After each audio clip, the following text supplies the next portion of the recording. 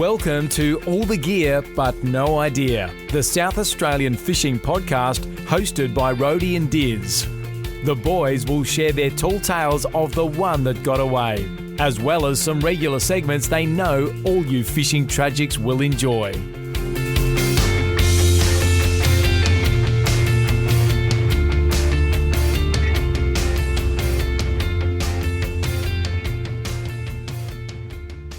G'day and welcome to All the Gear But No Idea, the South Australian Fishing Podcast, episode 91. Dizzy, how are you, mate? Good, mate. It's great to be here. We're in the 90s, like we said last episode. We're nervous, but we are looking forward to the big build-up towards the 100th episode. And today, at episode 91, we have a great couple of guests. They have been on the show previously. We've got Shane Mensforth, the brains or co-brains, we should say, with brother Brett behind SA Angler. Son Brett, sorry. Absolute iconic South Australian brand in SA Angler. Rhodey? Who's going to be offended there, Brett or Shane? Oh, it's a slip of the tongue. And it is all the gear but no idea. And I have been awake for a very long time, just back from Fiji. Let's get into the oranges and lemons. Did you mention our second guest is Flacky? Yeah, I did. I was about to. James Flack from Troll So Hard Lures. He caught an absolute monster tuna, so we're going to hear all about that too. A PB, an absolute beast of a fish, and we can't wait to hear the story. All right, Diz, I'm going to crack this frothy, and then you can tell us why you're in average form tonight. Very good, yes. I'm in average form. I'm just literally landed today back from Fiji. We were over there for 10 days. It was spectacular, lovely part of the world. We had an epic time. I had a conference over there, so what an excuse to take Millie and Ned across for about 7 days or so before the conference. It was epic, but I tell you what, we didn't book the flights very well on the way home. We had a 3:30 a.m. start, which is like a 1 a.m. Adelaide time, and I feel like I'm a zombie right now. You also forgot to mention, I think Fiji was your orange, was it? Fiji is definitely my orange. I said it was a great time. What are you talking about? You're all over the shop, mate. Anyway, did you catch any fish? No, well, that's going to be my lemon, because my lemon is that we met a few local people from the village beside the resort where we were staying, and they spent a long time trying to convince me that they knew where the mahi-mahi were and we were going to go out on their boat and we were going to catch them and blah, blah, blah. And I was just getting absolutely amping for that. I was really keen to go out. The weather didn't play the game for a couple of days that I had planned. I also did talk with someone who did go out with them, and his review of the fishing experience was very subpar. So it probably wasn't a very well thought out fishing trip, but so that can be my lemon. Rhodey, no fishing in Fiji. No fish to report, except for the thousands when we went snorkeling. Yeah, beautiful, Diz. Now, all right, my orange for the week is the AFL Grand Final is this week, and we are going. I can't wait. The boys can't wait. No fishing in this trip, but it's going to be well worth its while, I'm sure. Yeah, we're amping for that, Rhodey. Yeah, can't wait, mate. Never been to a grand final myself, so I'm very much looking forward to ticking that one off. Of course, it would have been nice if the pair were there, but we're not talking about that. So, up the lines. And we're just working out some logistics, some plans for the Friday before the grand final, and I did sort of think maybe we could go down the aquarium and slip a rod and reel in. I'll leave that up to the Is Brains that frowned Trust. upon? Well, yeah, you know, I think there is a no fishing sign in an aquarium, generally speaking, but you never know. Anyway, Diz, my lemon was, well, we had some beautiful weather in Adelaide while you were gone. The weekend was great. And we went down the beach down to Somerton Park on Saturday it was. And my God, there were some boats out Metro. Yeah. Making me jealous. Yeah. Don't know if they'll catch anything, but there are heaps of boats out. Probably into it, mate. Probably. So, yes, yeah, my lemon was not really making the most of last weekend. Did you go fishing, though? Oh, we went the week before when you were away. Before. Yeah, that's when we went over to Yorks, me and Hugh. We'll talk about that. That's when I caught those monster whiting that you wouldn't have been able to handle. Okay, we'll look forward to hearing that later, you big hero. Let's get into a bit of an update, Rhodey, for the merch. And, of course, we've got the squid comp going at the moment.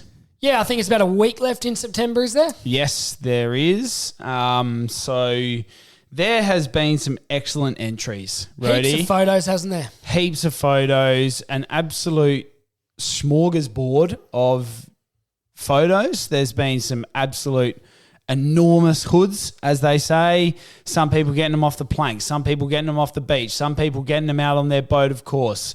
Kayak. We've just about had it all. So the contributions and the entries into this comp have been excellent. The prize pack is epic, Rhodey. Tell the listeners. Dizzy, all thanks to Shimano. They've got a rod and reel combo, backpack, squid jigs, all of the gear you need to get into the squid. Absolutely, mate. So keep them coming through. The more entries we see, clearly, the better. We love them coming through. Can't wait to see who wins that one, Rhodey, and then get this amazing prize pack in their hands to get out there and no doubt catch some more squid when they get this tackle in their hands, I reckon. And Diz, we do still have some caps and beanies floating around, so if you are keen to get in on one of them, hit us up. Of course. All right, Rhodey, let's get stuck into the news. Rhodey and Diz have been searching far and wide to bring you the latest news across all fishing in the state, and will give you the rundown on what you need to know.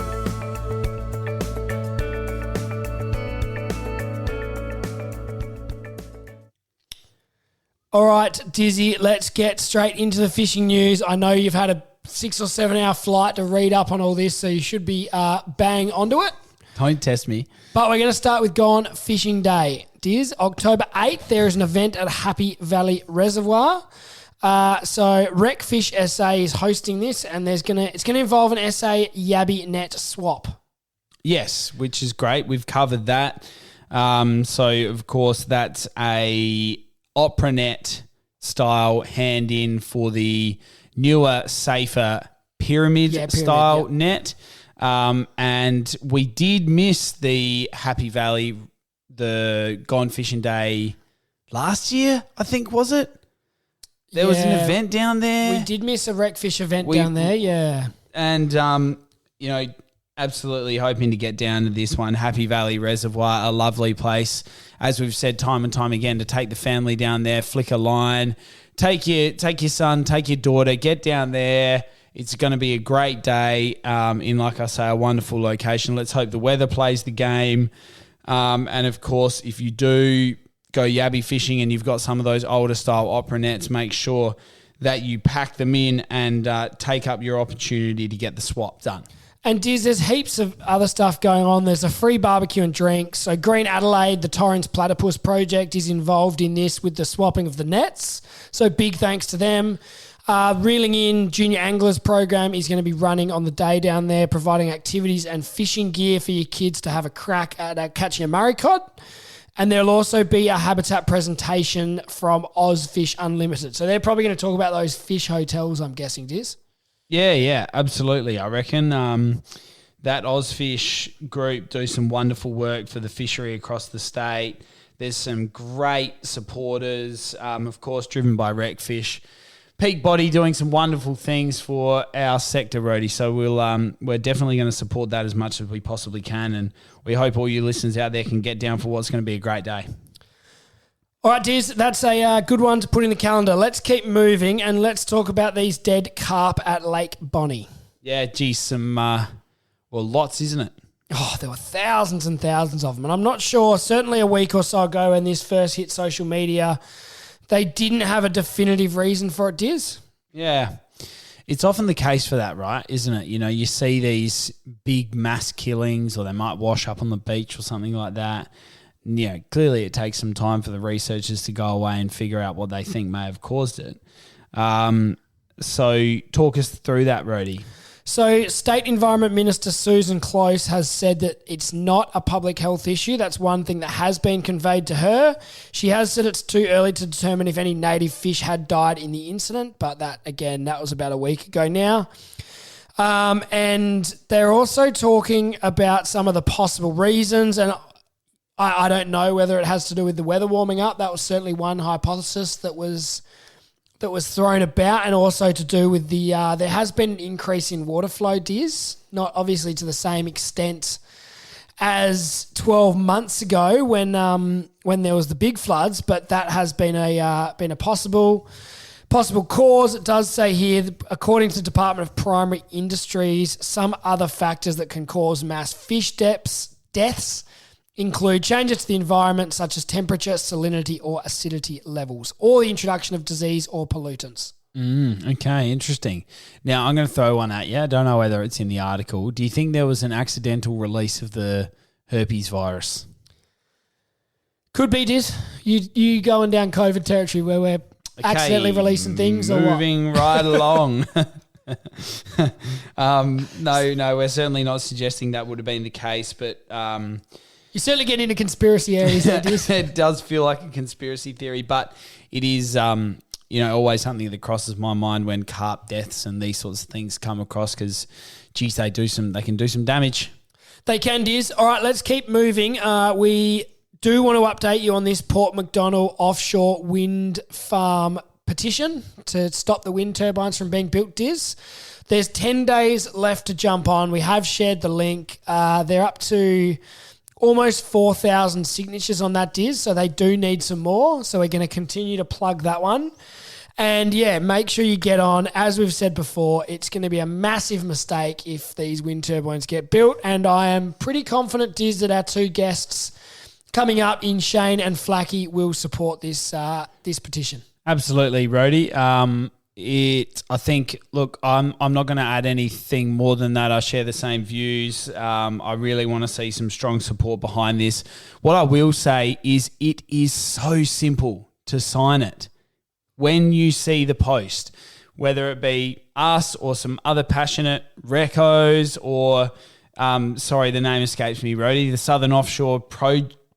Southern Ocean Care Group, was it? Care Group. They'll definitely do some great advertising, as they always do, around getting the support behind this petition. And it is simple. It's a few clicks, you register your name to it, and you're done. So if it is something that you share the same views, we've covered it enough, you'd need to go to that organisation, follow on our Facebook page. You'll find the link there. And you'll understand the problem a bit more, and then put your name to the petition. We want to see those numbers get up. So get around it, guys. It's a really easy one and a very important one at that.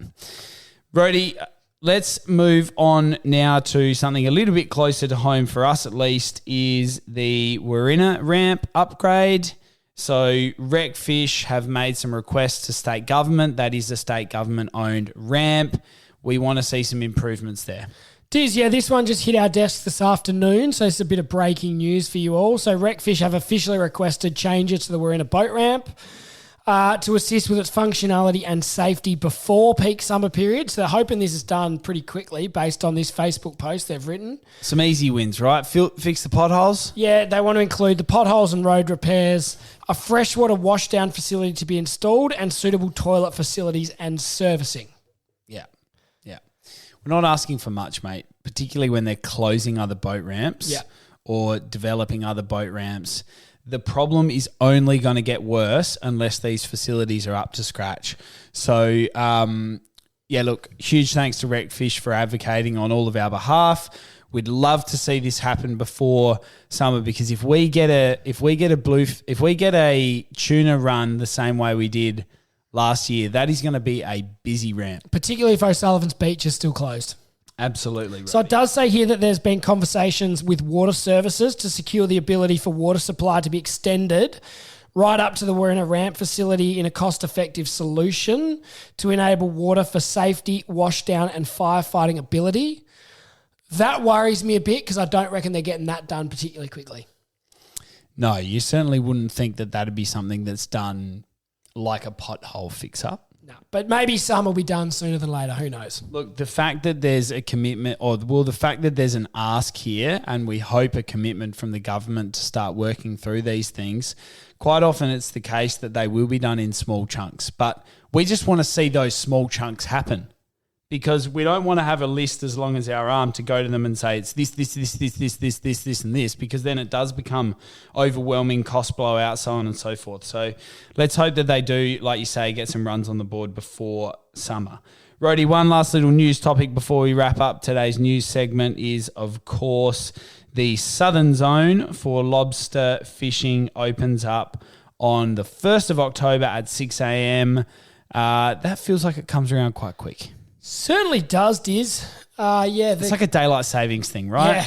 Isn't it? It's on you before you know it, and it'll be I think it's about a month later, start of November around then when the northern zone opens. That's the rest of the state. But yeah, from this weekend, that must be, Diz, down in the southeast, you can get into the crayfish. Yeah, Monday? Yeah, something like that. Yeah. So pots, diving, you can do it all from now on. So Jack getting down there on the open, or his old man will go down there? Yeah, they're in the northern zone on Yorks. Oh, of course. So, they'll be another month away. Okay, yeah, there's that jet lag for you. Good stuff, Diz. Rhodey, let's move it right along, mate. Let's get into the tackle item of the week.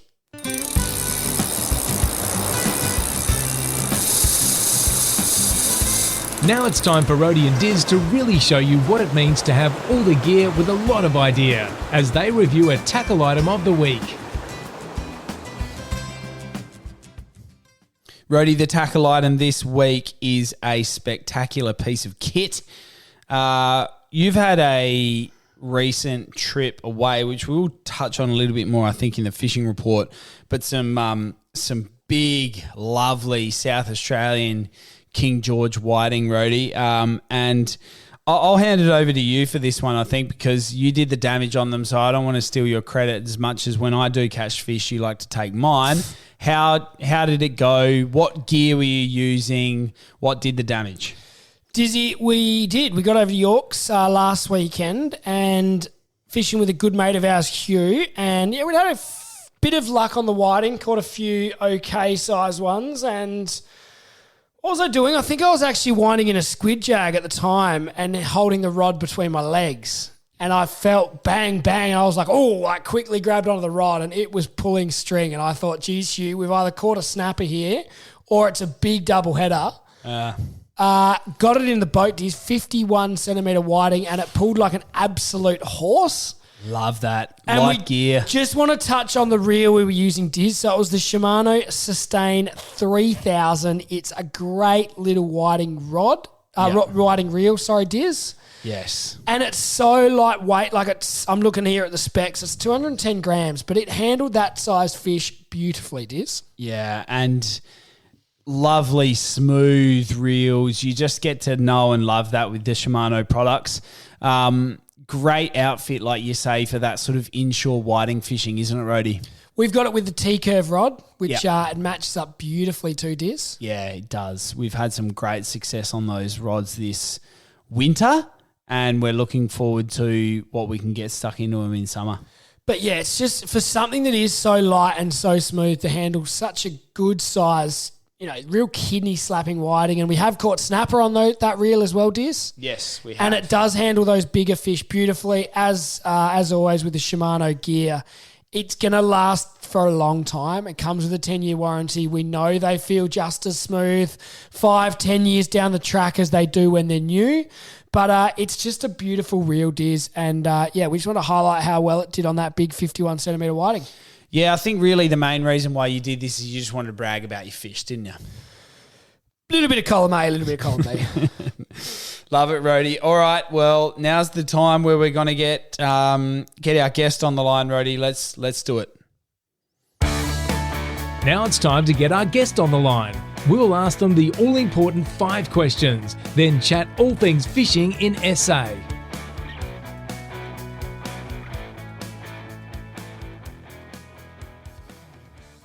Righto, Rhodey, we are very lucky to be joined with an absolute icon of South Australian fishing, a second-time guest, Shane Mensforth, SA angler. Thank you very much for coming on the show. How are you, Shane?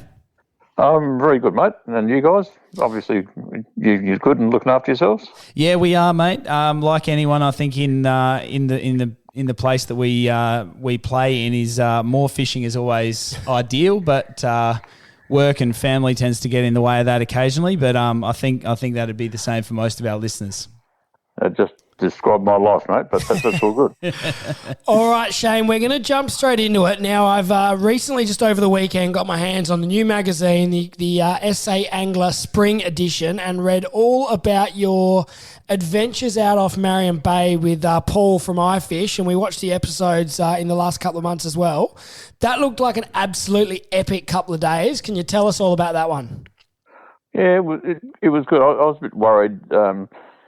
We sort of put this thing off until winter, and then Paul said, look, we've got to do something, otherwise there's not going to be any SA content. So I grabbed a date without looking at the moon, because I don't really like fishing out in those areas with the big moon, and locked it in. And then Paul and I did the first intro outside the Marion Bay Tavern, looked up in the sky, and there was a blazing full moon. I thought, you idiot, what have you done?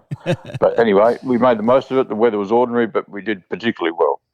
Yeah, that's excellent. I was going to say, it looked like in some of the footage you're almost blown off the water. It was, face the elements a bit.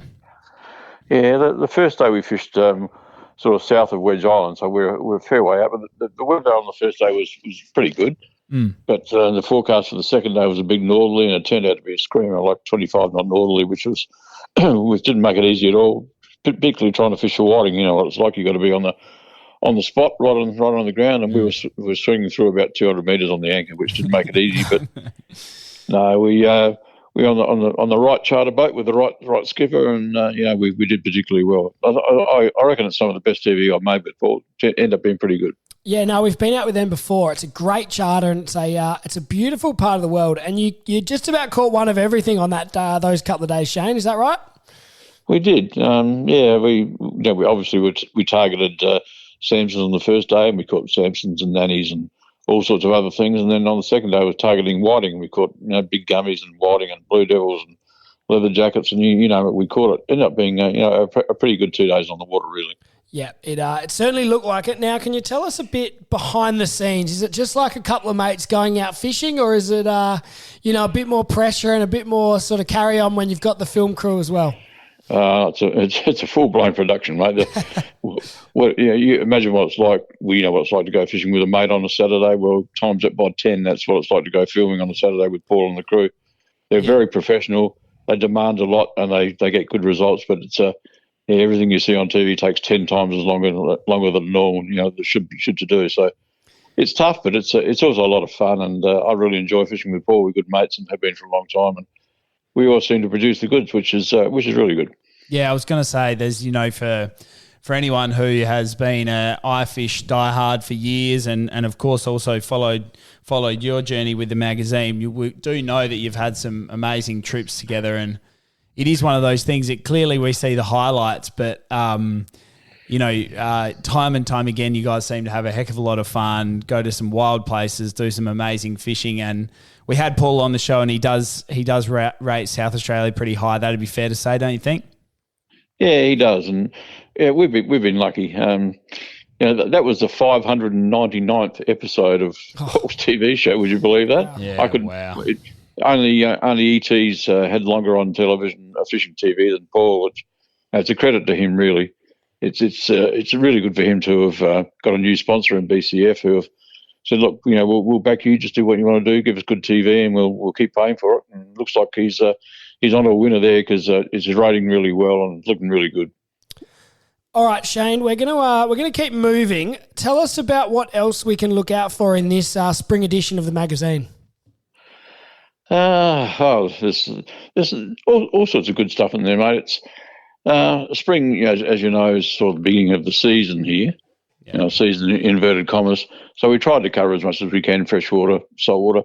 It's pretty much son Brett's call now as to what goes in the magazine. As you guys probably know, he's taken over the editorial side of things, and I just bow down to him now. He tells me what to do, and I say, how high do you want me to jump, and I do it. Very good, mate. Yeah, there's some great stuff in this article, and we tell us about the swap to sort of seasonal magazines. Is it's been a successful swap so far? Oh, mate, it honestly has really saved us. Publishing, magazine publishing has got tougher by the minute, right throughout Australia. You can see that by the number of national fishing magazine titles that have dropped away. Yeah, we're still there, and going quarterly has really saved our butts. To be frank, it was getting harder to produce, more expensive to produce.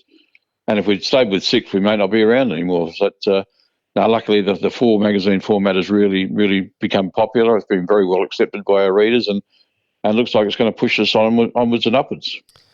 Now, Shane, we've got to ask for some honest feedback. Since you've had us write a couple of articles for you, I don't think our English teachers ever thought we'd make it this far, but has your editing time allowance gone through the roof or what? No, mate, look, you guys surprised me. Yeah.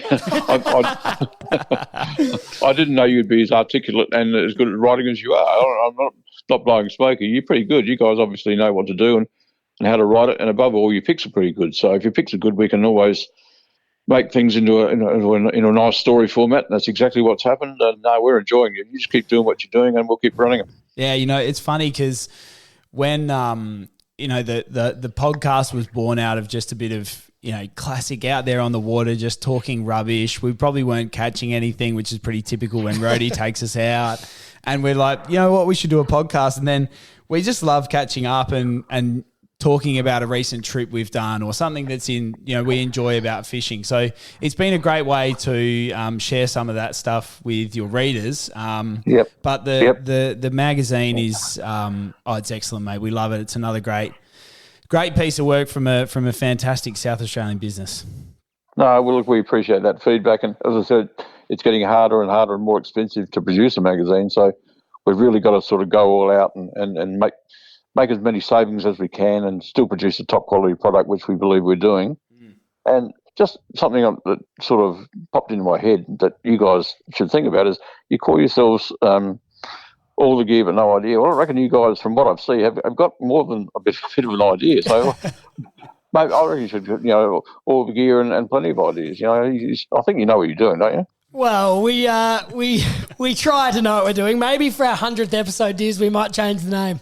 Yeah, well, maybe we've earned the right after 100 episodes. But no, I think it's like anything, right? You spend enough time on the water doing what you love, and you're forever learning. That's something that we get out of a lot of our guests is that, you might pick up a new type of fishing that you haven't done. You're forever learning. And at that point, you genuinely might think you've got all the gear, but you've got absolutely no idea. So it rings true with us because there's sometimes where you just got to lean on other people to get some of that knowledge, get out there, spend time on the water. We hear that all the time and time again, don't we?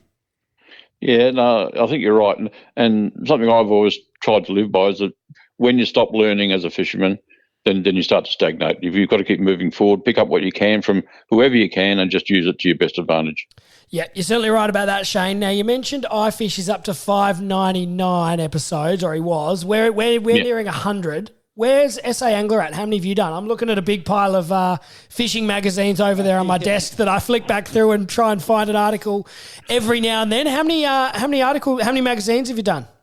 Gee, now you put me on the spot. 200 and something or other. Yeah. It's in the high 200s. I should know that, and if I've been paying more attention, I probably would. But no, in the high 200s. It's it takes a long time at 6 magazines a year and now 4 to pick up those numbers, but.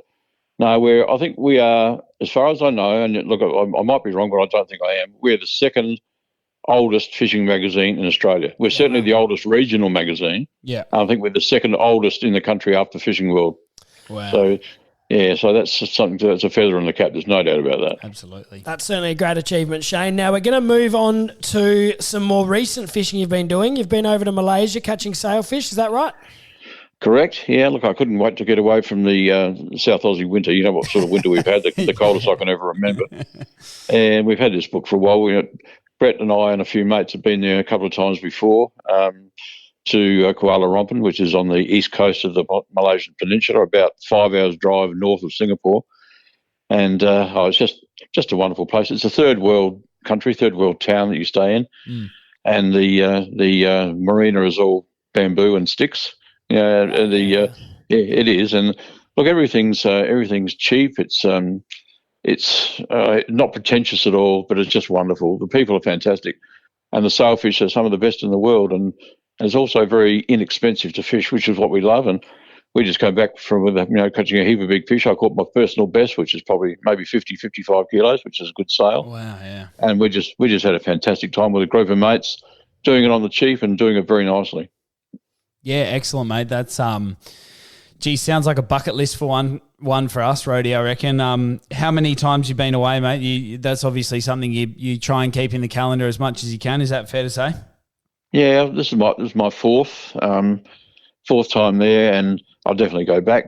The Sailfish numbers aren't as good as they were when I first went there in 2015. Okay. And there's a bit of a shark issue now. We had a few fish eaten by sharks, which never used to happen, but still some of the best light tackle game fishing in the world. And I don't know if you guys have ever caught a sailfish or ever seen one, but they're just the most magnificent things to catch. They spend more time out of the water than in it, and you can lose 200-300 meters in a single run, and they're just the most wonderful fish to catch. They really are fantastic. And I know, Shane, you've been over to Alaska fishing a few times as well. Sounds like you've travelled a fair bit. Where would be your favourite destination around the world? Yeah, Alaska. You just mentioned I'm going back in July next year for my fourth and maybe final time. My wife says it's the last time I'm allowed to go. So, but it looked just the most beautiful place. You're fishing with the bears and the wolves in the most magnificent scenery you've ever come across. And for a fly fisherman or a spin fisherman for that matter, you can probably look forward to catching 100, maybe 200 salmon in the course of a week. And they fish up to 50 pounds. They're great fish. Yeah. And it's just, look, I could live there for 2 months a year when the river wasn't frozen. It's just a beautiful place. Yeah. Geez, this bucket list of ours is getting pretty long, right? It sounds like we need to hang out with Shane a bit more often, I reckon. Shane, let's go to a local one here. Port Mac Barrels, you've been down there. We want to talk very briefly about the petition, something that we've been covering off a little bit in our recent podcast. You've been down there. Give us your view on Port Mac, the barrels down there, and also the petition that's going at the moment. It's yet another wonderful season. I caught my first big one back in 2015. I haven't had much of a crack since, but this year has just been sensational. We've been twice and we've hooked big fish both times. So I went over with Matty Hunt into Portland for the first trip and caught some good fish. Then fished with Tyson on the second trip and also caught some big fish. And some of the charter boats have caught 50, 60 barrels in a season, which is just incredible. The one that caught on Tyson's boat by Flacky? Yeah, by Flacky, like 134. That's a horse of a fish. That's a really, really, really big fish. And I don't know if you guys know what they're like. They're a wonderful fish to catch. We've got Flacky joining us in about 10 minutes, so he's going to tell us all about that big one. That's good. He's a great bloke and obviously makes terrific lures. And we've only fished with him once and thoroughly enjoyed the experience. And have you guys done the barrels? We've been down there the last 2 years and we're yet to catch one. Yeah. Well, so this they're right on. Should be our year. They're right on right now, and it looks like they could go right through again as I did back in 2015. So it's just a wonderful fish. Yeah. Yeah. This petition you've got going, it's got to carry some weight. You can't be plugging wind farms in the middle of one of the best blue water fisheries in the world, and one of the most important whale migratory areas in the world. So absolutely, it's got to carry some weight. It just can't let this happen.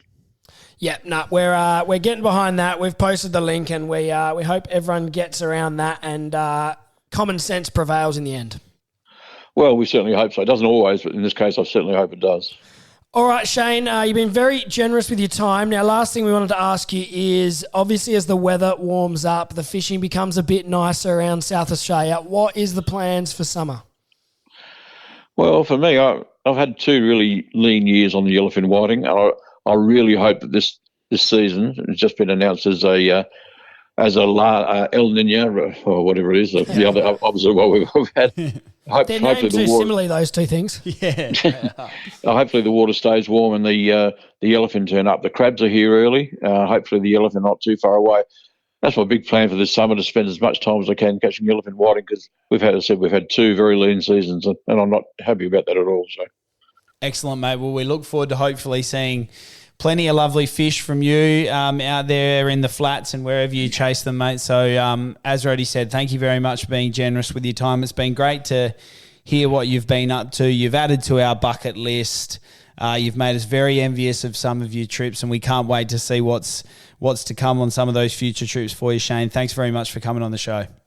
Cheers, guys. Just keep on writing those stories and sending them to me. We love them. Thanks, Shane. Cheers, guys. See ya. Rody, great to have Shane on again. Excellent to hear from him about all of his adventures, and he's made us very jealous, hasn't he? Diz, he's an absolute guru. He's an icon of fishing in SA. Yeah. And when he says you know how to write an article and catch some fish, people listen. We're taking that one to the bank, aren't we? Oh, we're getting that on the business cards. Look, great. Epic to hear from him about some of those insights to what goes on behind the scenes on some of those trips he does with Paul too, isn't it? Yeah, Diz, certainly there'd be a lot going on, I reckon. Oh, yeah. Absolutely. Love that. All right, Rody, let's get into the fishing report, mate.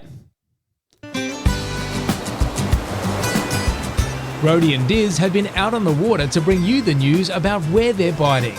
Now it's time for the fishing report.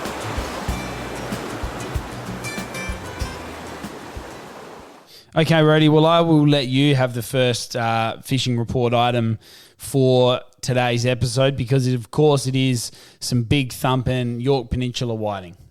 Yeah, Diz, look, as we said, we did catch a 51 centimetre whiting, me and Huey. The next one down was probably 47, 48, so again, a good-sized fish. Okay. And then we got a handful of, your average school-sized whiting. Have to throw many back? I don't think we threw any back. I don't know if you watched that little Instagram reel I put up, but I was a bit disappointed with 9. I was adamant we had about 12 or 13 until we counted them. So I don't know whether Hugh stashed a few in his backpack and didn't want to split the fillets with me or what the story was, but I thought we definitely got double figures. It sounds like a bit of a Hugh manoeuvre, that one. He was trying to throw them away there for a while on your Instagram story. He nearly dropped that one in the drink, but no, we managed to keep that one on board and... No, it was a good day, Diz. Weather was good. It was. We didn't have heaps of time. Had to get back in time for the unsuccessful power game against the Giants, but maybe we should have stayed over there. Yeah, it might have been better off, mate. Anyway, sounds like a great weekend away. I was very jealous to miss that one. I was lapping up a bit of sun in Fiji at the time, so I didn't have anything to complain about. Rody, let's move on. What else is biting around the place? I'm hearing clearly... Because of the comp, right? We know that squid are everywhere. People are getting them all the time. Great feeds of some calamaris. Yeah, Diz, they are. And the good thing about the squid at the moment is they're coming from all across the state, aren't they? They really are because we're getting them from far and wide. It's just been great to see. And like I touched on earlier when we were talking about the comp was we're just seeing them from all different, and that's what I love about squid fishing. Is you can target them so many different ways and from different areas. So it's a great form of fishing to get people into. You usually get a couple and they're good fun catching and, of course, delicious on the table, aren't they, Rody? Yeah, so keep your photos coming through. We are giving out the prize for our favourite picture, so get a bit creative, Diz. Make sure you make your squid look as good as possible. One more thing before we get our guest on for a special little fishing report, Diz. I just wanted to mention this one. We were tagged, I can't remember how I saw it, stumbled upon it on Instagram. They might have tagged us in it. A page called Hooked, Line and Lincoln, obviously from Port Lincoln, I'm assuming, were catching whiting from the back of the ute. Yeah, did you see that one? So good. Oh, that was dead set living the dream. It was. Great setup there. That's epic. And when we said, well done, that's sick, they were like, yeah, we quite like doing it. It was an everyday occurrence, wasn't it? Yeah, it wasn't like, we can't believe how lucky we got on our first time we went and did this. It was just like, yeah, all the time. So I don't know exactly where that was from, but certainly there's some hot fishing on the Eyre Peninsula. So that's where you got to go to get the whiting from the back of the ute. Absolutely. Shout out. We love that. We love them sharing that onto our social too. So keep up that great work. Rody, most of our fishing report this week is going to be tapping into the mind of one of South Australia's best lure producers. That is, of course, James Flack from Troll So Hard Lures. We love what he does. It's about the time of year where you start looking at your kit and getting it fresh and ready to rock and roll for the upcoming tuna season. But he has been down chasing the barrels and he's got an excellent story from us, had a successful trip down there and caught an absolute beast. So I won't take any more of the story from Flacky. Let's get him on the line and have a chat with him about his epic trip down to Port Mac. All right, Diz, this is the main part of this fishing report we got here. We have been following the big Southern Bluefin Tuna down at Portland and Port Mac, and we have got someone from Man on the Scene, James Flack from Troll So Hard Lures. Flacky, you were down there last week, is that right? Yeah, mate. Yeah. On board with Tyson from Wanna Fish Charters on Sunday, and then fishing out stole Steely's boat and towed that down there to fish on Monday. So. Oh, epic, mate. How good. Now, we don't have you in the studio, but I reckon if we did, you'd be in a wheelchair. I want to know how your back is, how you just – everything must have been on fire. So correct me if I'm wrong, 134 kilos? 134, yeah. So, epic. Tyson's record for the boat, which I'm pretty stoked to hold, and my PB as well, so – And have you heard of any bigger ones caught down there this season on other boats? No, well, not. See, I was actually thinking about this the other day, actually, from the start of the season to now. But I haven't. There probably has been. But I mean, Tice pulled another one on the Monday at 127. So, I just earlier in the season, sort of that 80 to 100 mark. On the bait balls, just like live baiting them and stuff. But coming into now, when they've been feeding on a lot smaller bait, so the fish are pretty hungry to have a big snack. All right, you're gonna have to tell us the story, Flacky. Tell us about the day. No, jumped on with Tyson. Went out, cruised around, trolled around for a while, and sort of. And then we finally got the hook up, and it actually started the night before when we got there on the Saturday, but a few too many jacks, and then turned into double jacks, and I think about 2 or 3 hours of sleep and out in the boat, which then turned Dave a little bit seedy. So he said, "Whatever rod goes off first, you can have it." And I'm like, "Well, I'm not going to say no." Yeah. So he was still yet to crack the 100 mark, whereas I already have done that, but. Then finally eventually got the hook up and, quickly cleared the deck and jumped into the harness and fought away. And I think it would have been about around the 20-minute mark. It had come up and it surfaced about 30 metres away from the boat. And at the time, it was actually tail wrapped. So I'd been feeling a bit of pull on the line and a bit of thumping, and I'm like, something's not right about this, but we'll see where we're at. And then it come up, and I was like, is it a dolphin? Have we foul hooked? Have we foul? No, this is no word of a lie. I'm like, it's a dolphin. We've foul hooked a dolphin because it was that tight, bent. The fish was bent because it obviously I've been running about 13 kilo drag on it. Yeah.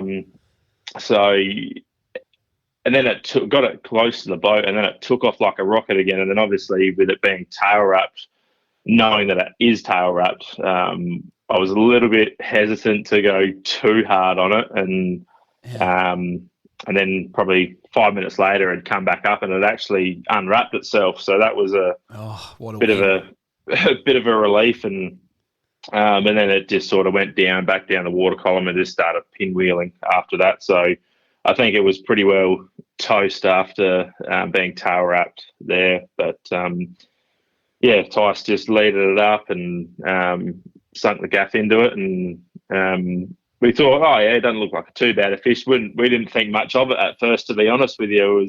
It wasn't until they put the second gaff in it, and then they were like, we'll just hoik it over the side, no worries. And they were like, nah, not going to happen. So I had to obviously, quickly get out of all my gear and chuck the meat hook in. Well, they had the meat hook in its mouth and then whack the other gaff in it. And all three of us tried to hurl it up. And obviously you've been on Tyson's boat. So, it's got quite high gunnels on it. And, trying to lift 134 kilo tuna, and the swell was up around 3.5, 4 metres as well. So, it was a bit of fun.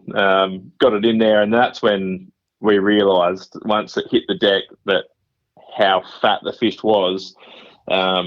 because its short length was only 1880, which is still like a quite a big fish, but you know, if you're going on a short length measurement for that, I haven't got the chart up in front of me, but I don't think it hits anywhere near that 134 kilo mark. But yeah, she was quite a girthy fish, that's for sure. Yeah, and that's what shocked me about the photo. I was like, look, clearly massive fish, was really just eager as to hear the story, but it just was an absolute fatty. It was just girthy, and mate, you're not a small man, but that fish made you look small. I reckon that was bloody huge.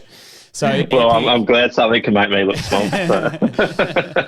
Now, wait, I do want to go back to the start of the story though, right? Because we've all been out fishing, and there, you know, I'm not going to say there's argy-bargy, but there is often a bit of tension on the boat when you're trying to work out who's going to get on the rod first.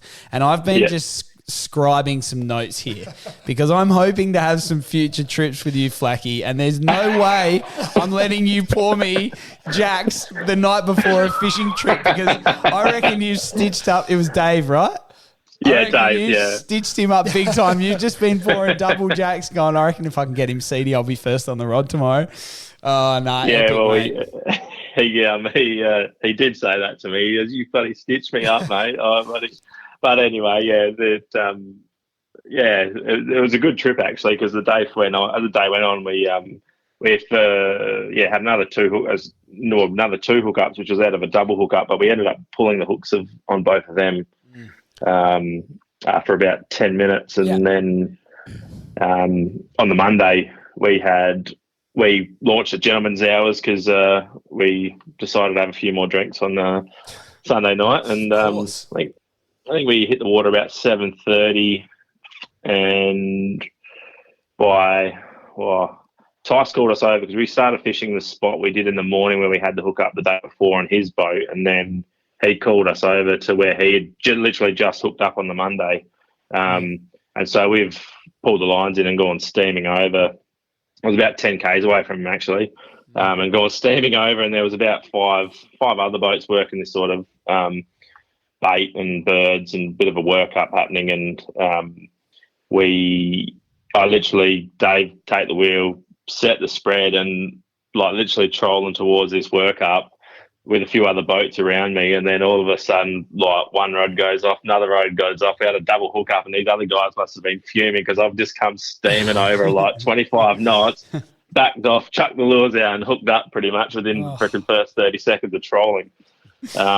Which was like unreal. I watched that one of the fish come up on the daisy chain that I was running out on the rigger.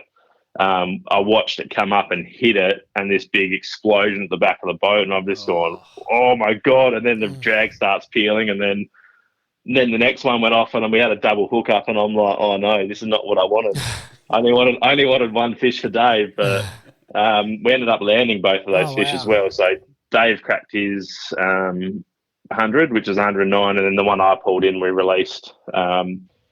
But I got that within probably about 10 minutes to the boat, because it'd just been sitting there with about 300 metres of line out the back of the boat for half an hour while Dave got his in, and we sorted all that out when we needed to. So, and you must be a popular man back in Adelaide with all that tuna flesh floating around.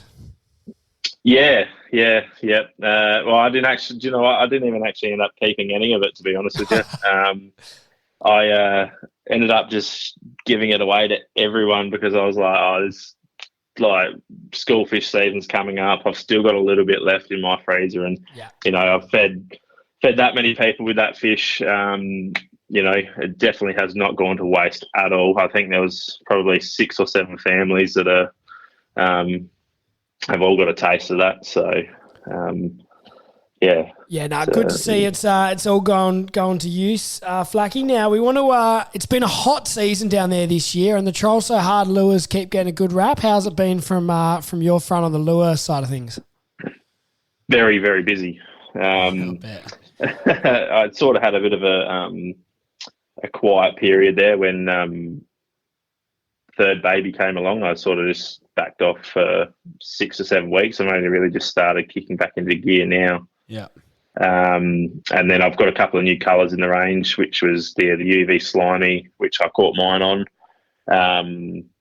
the white bait, which we caught Dave's on, and then I've also got a golden yakka, which Tice hooked a fish and lost the lure the first day he ran it. So he got a little present when I was down and replaced it for him. So. Yeah, good. So you've been a busy man. When are you expecting to need to add a second story to that shed of yours out the back for production line, mate? You'll be flat strapped. They've been doing the damage. Yeah. It's hopefully soon. It's getting a little bit crazy actually. I'm just staring at about 40 lures that I've just poured in the last couple of days. Yeah. And then I've got a board that's behind me at the moment. It's got about 100 lures on it, and that's just the barrel sort of stuff. And then I've got a heap of other smaller stuff made up, ready to go for the boat show. Yeah, and I bet like all your tackle stores that you supply to are probably starting to think about this sort of stuff the school season, right? So you'd be getting smashed. Yeah, true. Yeah, Troy's put an order in already, so that I've got to get onto that ASAP because he'll be wanting that. And then, a few others will float in the coming months. So it's just a process of making sure I've got everything here ready to go. All right, Flacky, beautiful. Thanks for joining us as a part of our fishing report and giving us the down low from the Port Mac barrel fishing. It's been great to hear from you, and we will keep an eye out, and we'll see you at the boat show, mate, actually. Yeah, too easy. Thanks for having me again, and look forward to catching up with you at the boat show. Absolutely, mate. Rest up that back. Epic story. Thank you for sharing it.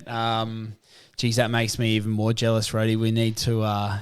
Stop nicking off to Fiji and we'll go down there. Stop going on overseas holidays, mate. I've been saying get this. into them. Anyway.